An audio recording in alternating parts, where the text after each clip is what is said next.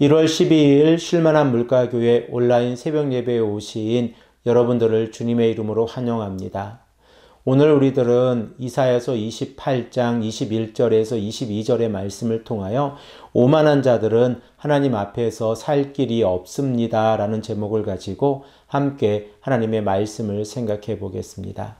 이사야 선지자는 28장 14절에서 22절의 말씀을 통하여 남유다의 지도자들과 백성들이 살 길은 오만하여서 하나님의 말씀에 순종하지 아니하는 삶이 아니라 하나님께서 만들어 놓으신 귀하고 견고한 기초돌을 의지하여서 하나님의 구원 계획에 참여하는 삶이라고 우리에게 말씀하고 있습니다. 그리고 오늘 본문 말씀 21절에서 22절의 말씀을 통해서는 하나님께서 계획하시는 비상하고 신기한 일들이 하나님을 의지하지 아니하는 자들에게 이루어질 것인데 이 일이 결과적으로 심판으로 나타날 것이다 라고 말씀을 하고 있습니다. 우리 다 함께 본문 21절의 말씀을 읽겠습니다. 대저 여호와께서 브라심 산에서와 같이 일어나시며 기브온 골짜기에서와 같이 진노하사 자기의 일을 행하시리니 그의 일이 비상할 것이며 자기의 사역을 이루시리니 그의 사역이 기이할 것임이라.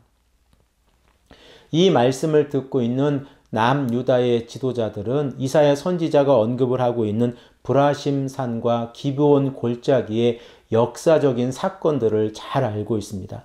그러면 브라심 산에서는 어떠한 일이 일어났습니까? 다윗이 통일왕국의 왕이 되었을 때에 블레셋 사람들이 공격해 오게 되었습니다. 바로 이 전쟁에서 이 전쟁이 이루어진 곳이 브라심 산인데 이 브라심 산에서 싸워서 큰 승리를 얻게 되었습니다. 그리고 블레셋 사람들은 이 전투에서 패배하고 난 다음에 다시 이스라엘 백성들을 공격하지 못했습니다. 기브온 골짜기는 여호수아가 아모리 족속과 싸웠을 때에 해와 달이 멈추었던 장소입니다. 우리 다 함께 이 말씀 여호수아 10장 12절의 말씀을 읽겠습니다. 여호와께서 아모리 사람을 이스라엘 자손에게 넘겨주시던 날에 여호수아가 여호와께 아뢰어 이스라엘의 목전에서 이르되 태양아 너는 기브온 위에 머무르라 달아 너도 아엘론 골짜기에서 그리할지어다 하매. 이날 전투에서 이스라엘의 백성들의 칼에 찔려 죽은 전사들보다 하늘에서 내린 우박에 맞아 죽은 전사가 더 많다고 여호수아 10장 11절에 말씀을 하고 있습니다. 결과적으로 이사야 선지자가 브라심 산과 기브온 골짜기를 언급하고 있는 것은 하나님께서 역사적으로 개입하셨을 때에 그 누구도 예상하지 못했던 큰 승리가 이루어질 것이다 라고 하는 부분을 강조하고 있는 것입니다. 그리고 하나님께서 이러한 비상하고 기이한 일이 일어났을 때에 하나님께서 하나님의 대적자들과 싸우시겠다라고 말씀을 하고 있습니다.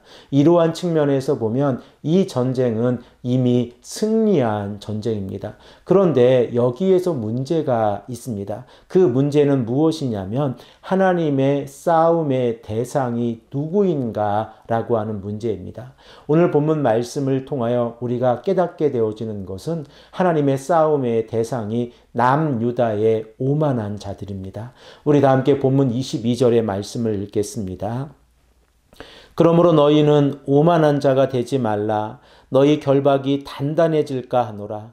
대저 온 땅을 멸망시키기로 작정하신 것을 내가 만군의 주 여호와께로부터 들었느니라.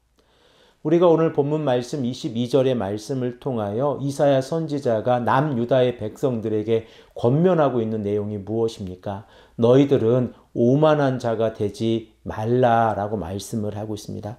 만일 이스라엘의 백성들이 오만하게 살아간다고 하면 그들은 멸망을 스스로 선택하는 삶이라는 것을 깨닫게 되었습니다. 우리들은 이사야서 28장 2절의 말씀을 통하여 오만한 자가 누구인가에 대해서 정의를 내려보았는데 오만한 자들은 결과적으로 진리를 거부하고 하나님을 조롱하는 사람들이다라는 것을 생각을 해보았습니다. 그러므로 하나님과 언약을 맺지 아니하고 사망과 언약을 맺고 수월과 언약을 맺고 있는 남유다의 지도자들이 오만한 모습으로 살아가고 있는 것입니다. 그러면 오만한 자들이 자신들의 고집을 굽히지 아니하고 하나님께 돌아오지 아니한다고 하면 그들에게 살 길이 있습니까? 없습니다. 만일 그들이 하나님께 돌아오지 아니한다면 하나님의 심판의 대상이 되어질 것입니다. 그러나 만일 하나님을 조롱하는 것을 멈추고 여호와 하나님을 경외하는 삶을 살아간다고 하면 하나님께서 남유다의 지도자들을 용서해 주실 것이라고 하는 사실을 우리는 깨닫게 되어집니다. 모세가 이스라엘의 백성들에게 십계명을 전달하는 모습을 생각을 해 보십시오. 십계명이 전달되는 모습은 출애굽기와 신명기에 기록이 되어져 있는데 신명기 5장 33절의 말씀을 보면 모세는 이스라엘의 백성들에게 십계명을 가르치고 난 이후에 이렇게 권면합니다. 너희 하나님 여호와께서 너희에게 명령하신 모든 도를 행하라. 그리하면 너희가 살 것이요 복이 너희에게 있을 것이며 너희가 차지한 땅에서 너희의 날이 길리라. 이스라엘의 백성들이 살 길이 어떠한 길입니까? 하나님께서 명령하신 모든 도를 행하는 삶입니다. 모세는 신명기 6장 2절의 말씀을 통하여 여호와를 경외하는 삶을 살아가라 라고 하는 부분을 다시 한번 강조합니다. 이 말씀도 읽겠습니다. 곧 너와 내 아들과 내 손자들이 평생에 내 하나님 여호와를 경외하며 내가 너희에게 명한 그 모든 규례와 명령을 지키게 하기 위한 것이며 또 내 나를 장구하게 하기 위한 것이라. 이 말씀을 오늘 본문 말씀 이사야서 28장의 말씀에 적용을 해 보십시오.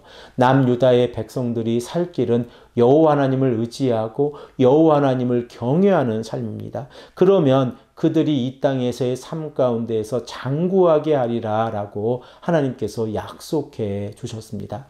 오늘 본문 말씀을 통하여 우리들은 오만한 자들은 하나님 앞에서 살 길이 없다라고 하는 사실을 깨닫게 되어졌습니다. 오만한 자들을 다시 한번 정의를 해보면 진리를 거부하고 있는 자들이고 하나님을 인정하지 않고 있는 자들입니다. 우리들은 어떠한 삶을 살아가고 있습니까? 오직 하나님의 말씀에 순종하고 하나님께서 말씀하신 그 말씀대로 살아가는 자들, 여호와 하나님을 경외하는 삶을 살아갈 때에 하나님께서 우리들의 삶을 인도해 주신다고 하는 사실을 깨닫고 이 아침에도 간절한 모습으로 하나님을 찾고 기도하시는 귀하고 복된 성도님들이 되시기를 간절히 축복합니다. 함께 기도드리겠습니다. 아버지 하나님 감사합니다. 오늘도 우리에게 말씀하셔서 우리로 하여금 오만한 자가 하나님 앞에서 얼마나 큰 시험을 당하고 멸망을 당하는지를 깨닫게 하시니 감사합니다.